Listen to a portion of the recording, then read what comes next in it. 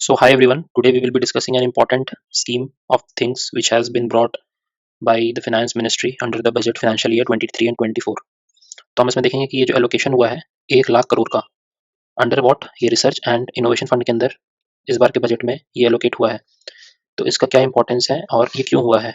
ऐसा जो स्टेप लिया गया था पहली बार ये एक वन ऑफ अ काइंड है, पर्टिकुलरली R&D में, क्योंकि आप देखोगे there is one data point also which I would like to share कि in with respect to R&D per capita per percentage of GDP जो एक्सपेंडिचर है वो मैक्सिमम जो है वो है डेवलप्ड कंट्रीज का, बट इंडिया में जो ब्रिक्स कंट्रीज है, जो ब्रिक्स फॉर्मेशन है, उसमें सबसे lowest percentage of the GDP expenditure है इंडिया का।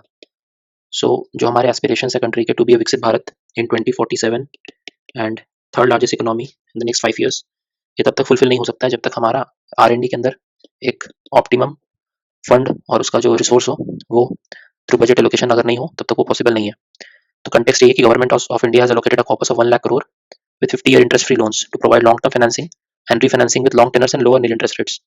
इसमें इंटरेस्ट रेट क्यों कम किया गया है ये आगे आपको पता चलेगा कि इंटरेस्ट रेट ना के बराबर होते हुए 50 साल का इंटरेस्ट रेट लोन दिया जाएगा, 1 लाख करोड़ का डिस्बर्स किया जाएगा अलग अलग सेक्टर्स में।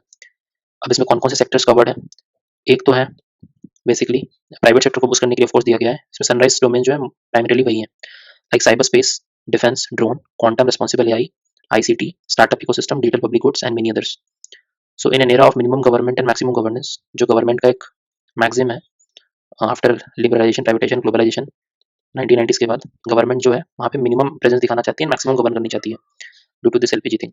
तो in particular this particular era जो ओनस है क्या चीज़ का, safe, secure, competitive and equitable opportunities देना टू द सिटीजन्स, ये किस पे लाई करता है, गवर्नमेंट पे लाई करता है। तो जो हमारा डिकेड है, जो अभी इनकमेंट डिकेड है 14 से 24, ये डिपेंड करता है कि गवर्नमेंट इसकी तरफ बहुत तेजी से आगे बढ़ रही है। तो दो चीज़ आता है इसमें, एक थोड़ा सा ये विद रिस्पेक्ट टू ये सब्जेक्ट मैटर, ये जो सब्जेक्ट मैटर है इसे थोड़ा सा अभी हम हट रहे हैं and we will like to मतलब we would like to first study two things, government क्या है, गवर्नेबिलिटी क्या है। बिकॉज ये जो किया गया है इसलिए किया गया है, इसका एम है गुड गवर्नेंस से कंट्री को रन करना है ना, गवर्नेंस मॉडल लाना जिससे कंट्री का जो फाइनेंशियल या इकोनॉमिक ग्रोथ है वो अच्छा हो पाए।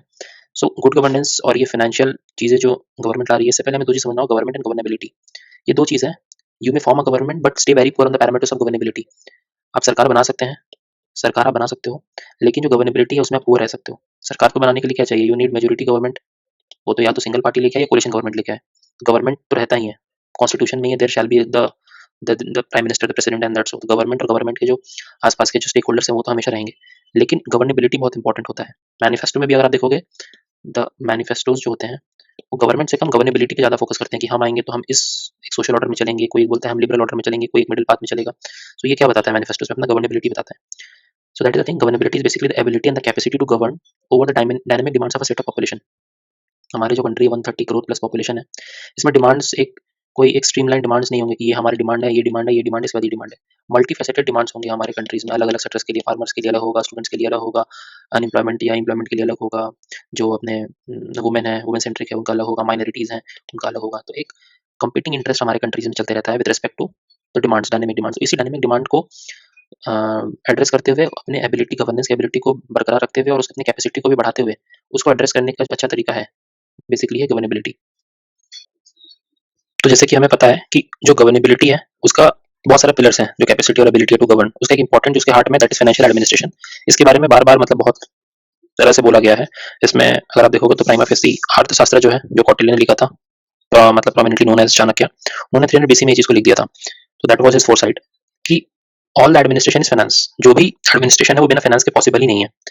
तो अब ये क्लियरली एविडेंट हो गया है कि कैसे और क्यों एक साउंड फाइनेंशियल एडमिनिस्ट्रेशन जो है that is linked with high governability. अगर आपका साउंड फाइनेंशियल एडमिनिस्ट्रेशन है तो that will lead to high governability, and अगर वो गवर्नेबिलिटी हाई है तो क्या होगा, हाई आपका गुड गवर्नेंस होगा, गुड गवर्नेंस आपका बेटर हो पाएगा। तो इसी थ्री मैट्रिसेस जो है they are basically syncretic among each other.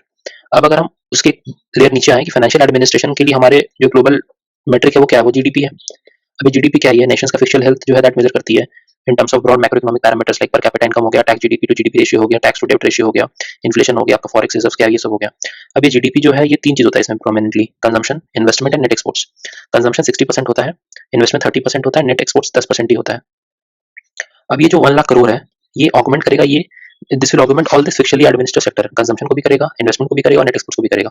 Consumption को कैसे करेगा, हमारा सबसे बिगेस्ट स्ट्रेंथ क्या है, one of our biggest strength is our 140 crore population, जो हमारा जो बहुत बड़ा इतना बड़ा डायस्पोरा है inside the country, outside the country, that is our biggest strength. अब यही स्ट्रेंथ इसी कारण 2008 में हमने इसको रेजिलियंट थी हमारी economy after the fall of Lehman Brothers and after Covid also. हमारा जो के शेप रिकवरी हुआ है, के शेप या फिर वी शेप रिकवरी हुआ है कुछ सेक्टर में के शेप हुआ है, वो भी इसीलिए हुआ है क्योंकि हमारा ये जो 140 करोड़ पॉपुलेशन है, ये जो है ये हमारा बिगेस्ट स्ट्रेंथ है। हम खुद में एक मार्केट इकोनॉमी है, एक सब कंटिनेंट इसलिए बोला जाता है, मतलब इकोनॉमिक पर्सपेक्टिव से भी बोला जा सकता है कि India is subcontinent due to this particular thing. तो we being 17% of the mankind हम है एंड कैन आवरसेल्फ जो हमें क्रिएट कर सकते हैं क्या, self sustaining market of all kind. Now to tap this huge potential we not, अब इसको टैप करने के लिए क्या होगा, 140 करोड़ पॉपुलेशन तो है बट इनके डिमांड्स अलग होंगे, जो हमने ऊपर बात कर रहे थे, उनके रिक्वायरमेंट्स अलग होंगे। Right from FMCG financial services, जो बूढ़े हैं उनके फाइनेंशियल सर्विसेज एक अलग तरीके से चाहिए होगा, जो यंग है जो स्टार्टअप में उनको जिनको फाइनेंशियल सर्विसेज की रिक्वायरमेंट्स है, बैंकिंग की रिक्वायरमेंट्स है वो अलग है, सेल्फ हेल्प ग्रुप्स जो है उनकी रिक्वायरमेंट अलग है। तो इनको कैटर करने के लिए हमको क्या चाहिए, इनोवेशन चाहिए, किसी में चाहिए आर&डी में। बिना इसके ये हम कंजम्पशन लेड इकोनॉमी को एक स्केल के बाद और बढ़ाने के लिए मतलब बढ़ा नहीं पाएंगे अगर हम जो स्टेटस को अप्रोच है उससे अगर चलेंगे। तो we need this radical approach. Radical approach आप बोल लो इसको, जो इस बार बजट में लाया गया है, या फिर out of the box approach बोल लो, something this is radically which is government has brought in, so that is very much welcoming. Second अब बात करो इन्वेस्टमेंट को। अब रिसेंट सुनामी जो आया है किस चीज का, इमर्जिंग स्टार्टअप्स का एंड यूनिकॉर्न्स का, कि हमारा 100 प्लस यूनिकॉर्न्स हो गए हैं और ये सब हो गया है। तो इसमें जो हाईएस्ट कैपेक्स है मतलब 11 लाख करोड़ जो है ये गवर्नमेंट की साइड से आ रहा है ना। जो हाईएस्ट जो कैपेक्स है मतलब 11 लाख करोड़ जो भी गवर्नमेंट ने कैपिटल एक्सपेंडिचर, कैपेक्स अगर मैं समझाऊं तो that is a capital expenditure जो बजट में आता है। एक्सपेंडिचर दो तरीके के होते हैं, रेवेन्यू एक्सपेंडिचर होता है और एक कैपिटल एक्सपेंडिचर होता है। तो यहाँ पे वही कैपेक्स की बात की जा रही है। कैपिटल एक्सपेंडिचर मतलब गवर्नमेंट रोड बनाएगी, इंफ्रास्ट्रक्चर बनाएगी, कोई एसेट क्रिएशन होगा एक्चुअली ऑन द ग्राउंड अगर लेमन लैंग्वेज में बोलो तो। रेवेन्यू एक्सपेंडिचर है कि जो गवर्नमेंट सैलरीज में, पेंशन में, प्रोविडेंट फंड्स में, ये सब चीज में जो गवर्नमेंट सब्सिडीज में देने में यूज करी है वो रेवेन्यू एक्सपेंडिचर है। वहाँ पे कोई एक एसेट्स क्रिएट नहीं हो रहा है, that is a maintenance expenditure. तो गवर्नमेंट वो एक अलग काम है उसका expenditure, that is also required. But अब हमारा जो कैपेक्स है as a percentage of total expenditure वो बढ़ गया है, वो 11 लाख करोड़ हो गया है। And if I am not wrong ये 2.5 लाख करोड़ था कुछ साल पहले, उसके बाद 5 हुआ, उसके बाद अभी ये 10 से 11 हो गया है। तो अब ये की तरफ गवर्नमेंट ने कैपेक्स भी बढ़ा दिया है और सुनामी आ रही है क्या चीज की, स्टार्टअप इकोसिस्टम भी बूम कर रहा है, यूनिकॉर्न्स भी बन रहे हैं एट एवरी सेक्टर्स। तो यहाँ पे जो इनोवेशन कॉर्पस है ये गवर्नमेंट को हेल्प करेगा to spend on that particular sector. जैसे स्टार्टअप से फॉर एग्जाम्पल अगर बात करूँ, स्टार्टअप आ रहा है ड्रोन में भी निश सेगमेंट आ रहा है सपोज एग्रीकल्चर के लिए इंडिया के कंटेक्स्ट में। तो एक स्टार्टअप इकोसिस्टम का अगर आप लाइव देखोगे तो स्टार्टअप इकोसिस्टम का लाइव कैसे होता है, मोस्ट प्रोमिनेंटली अगर मैक्सिमम लोग शार्क टैंक देखते होंगे तो वहाँ पे एक वैल्यूएशन की चीजें होती है, कुछ इक्विटी, कुछ परसेंटेज ऑफ इक्विटी आप डाइल्यूट करते हो और वहाँ पे कोई उस परसेंटेज के अगेंस्ट कोई पैसा ट्रांसफर करता है आपकी कंपनी में। तो आपका इनिशियली 100% कंपनी रहता है, ये धीरे धीरे डाइल्यूट होते होते आपके पास 20 to 30% बचता है। बहुत लोग का तो ये भी कम हो जाता है जो फाउंडर्स होते हैं उनके पास। तो इसमें बहुत बड़ा प्रॉब्लम क्या है कि हम हमारे जो आइडिया है, नो डाउट इंडिया में मल्टीपल आइडियाज आ रहे हैं हर डोमेन में जो कि रेडिकल चेंज ला सकता है, जो कि मतलब टोटली ट्रांसफॉर्मेशनल है एक तरीके से। बट उस आइडिया को सस्टेन करने के लिए आपको क्या चाहिए, पैसा चाहिए, रुपया चाहिए, डॉलर चाहिए, पैसा चाहिए इन्वेस्ट करने के लिए उस आइडिया को एप्लीकेशन में कन्वर्ट करने के लिए। तो यहाँ पे आता है इन्वेस्टर्स का काम।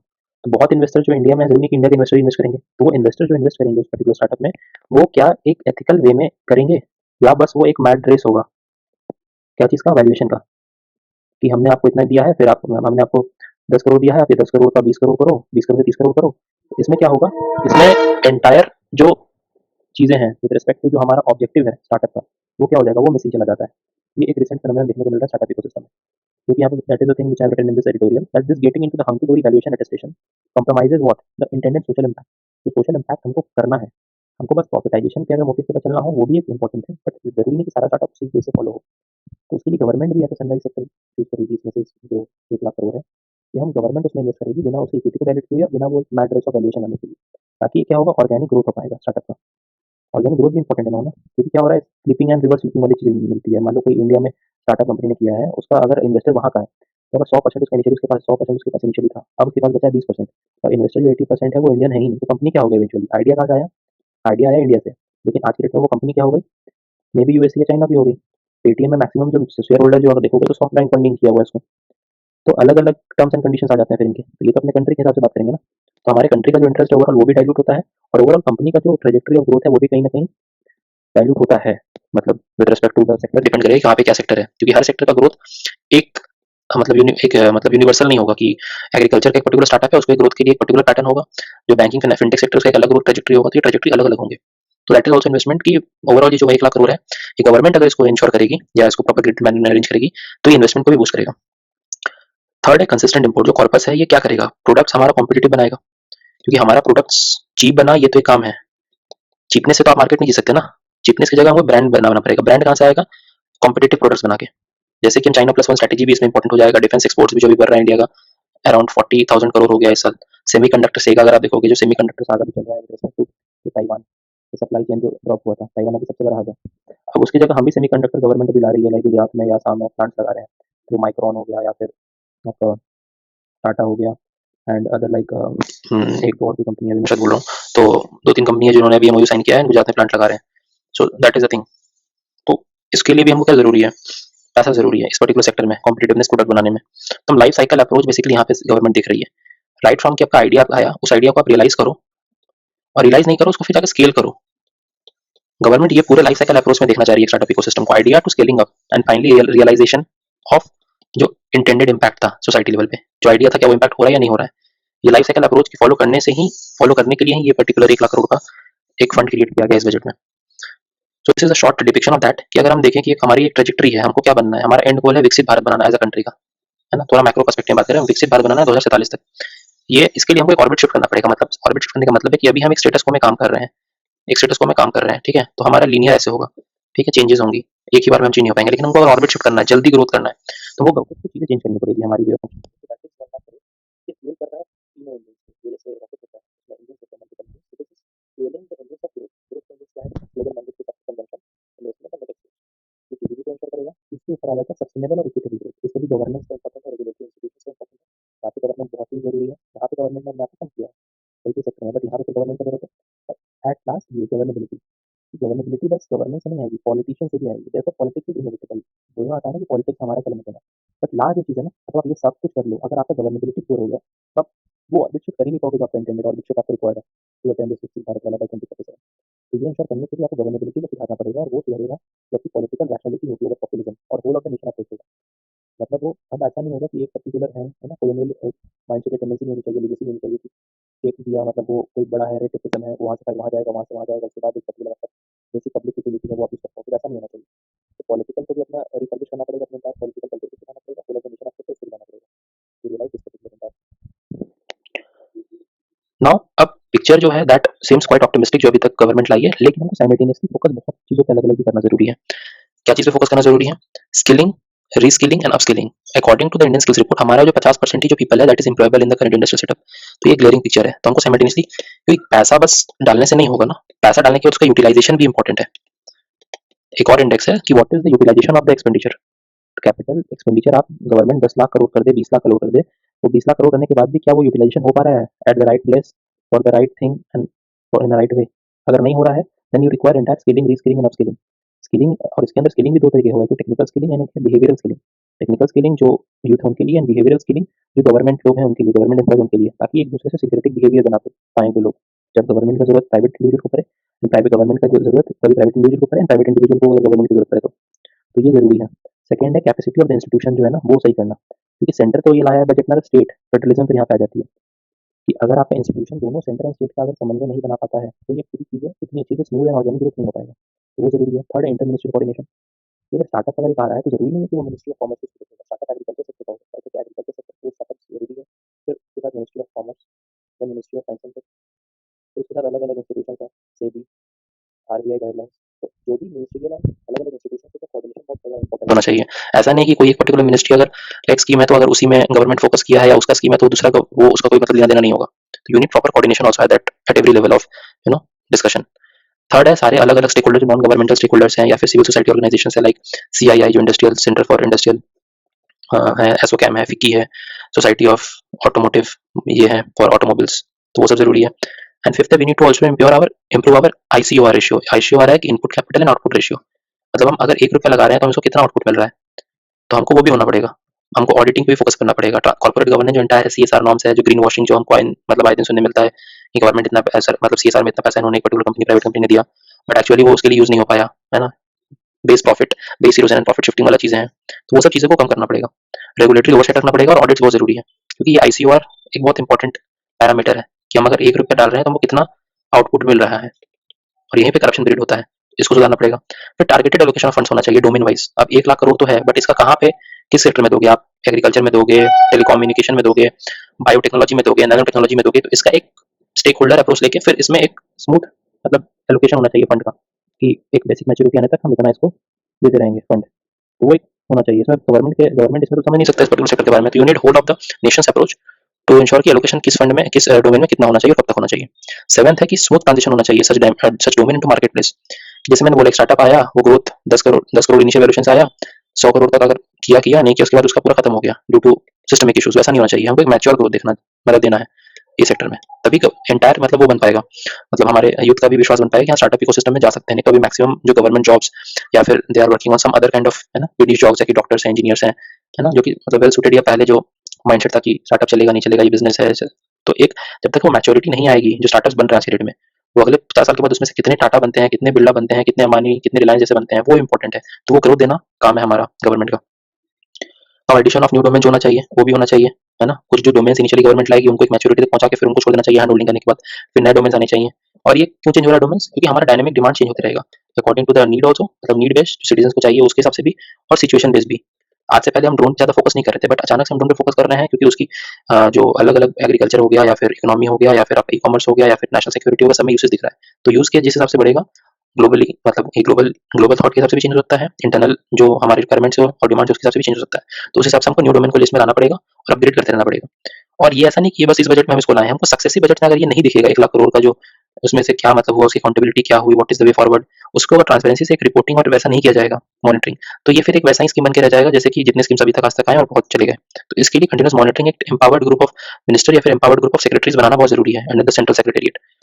और दे शुड भी मतलब एक सेक्रेटेरिएट होना चाहिए इस चीज का, तभी जाके वो कोऑर्डिनेशन अचीव हो पाएगा, एंड जो टारगेटेड ऑब्जेक्टिव है इस पर्टिकुलर चीज का, वो ऑब्जेक्टिव अचीव हो पाएगा। तो that should be created, whether it is can be created in a PMO or whether it can be created in the cabinet secretariat.